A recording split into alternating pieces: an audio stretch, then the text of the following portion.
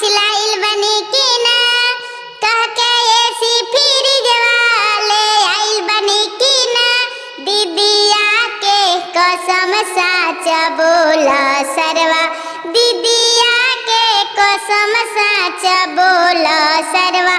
हम तो तिलक में कमी तो कइले बानी, बाकी गाड़ी अपाची चढ़वले बानी, बाकी गाड़ी अपाची चढ़वले बानी। का कहीं सरवा क दिहला गलती, रुपया में कमी काहे कइला हो, लागता कुछ छुपावत रहो, खुल के ना बतिया बतावत रहो।